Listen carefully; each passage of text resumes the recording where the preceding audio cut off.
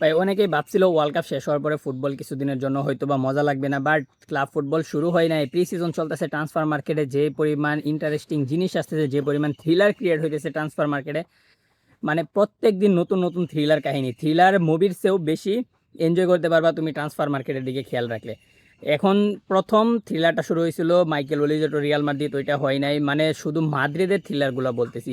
তারপরে মাদ্রিদের রদ্রি নিয়ে একটা গুঞ্জন হলো, এটা আরও বড় থ্রিলার। তারপরে এখন ইয়ান দিউম্যানদের উপর মাদ্রিদ যে 100 মিলিয়ন বিট করে দিছে। আজকে কালকে রাতের পরে নিউজ দেখতেছি রিয়াল মাদ্রিদ থেকে ভিনিসিয়াস যাইতেছে আর্সেনালে। এখন আর্সেনালের সাইড থেকে তুমি যদি দেখো, ওদের ট্রসার চলে গেছে, ওদের প্রপার একটা লেফট উইঙ্গার নাই, মার্টিনালি দেওয়া হবে না কাজ। আর আর্সেনাল এমন একটা টিম, যে টিমের মধ্যে তুমি যদি বলো এখন গ্লোবাল সুপারস্টার মানে ফুটবলের এরকম কেউ নাই।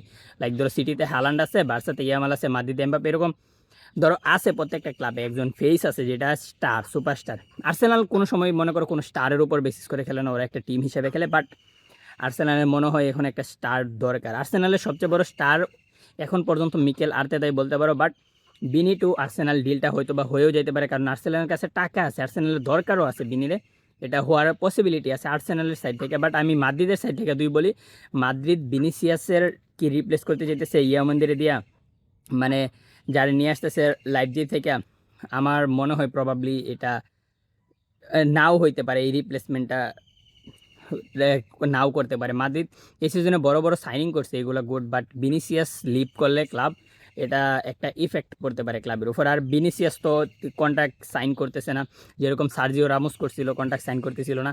আই ডোন্ট নো কী হয়, হয়তো বা আর্সেনাল টু ভিনিসিয়াস হয়েও যাইতে পারে, আবার ভিনিসিয়াস টু ম্যানচেস্টার সিটি হওয়ার পসিবিলিটি আছে। দেখা যাক কী হয় ভাই, প্রত্যেক দিনে নতুন নতুন থ্রিলার।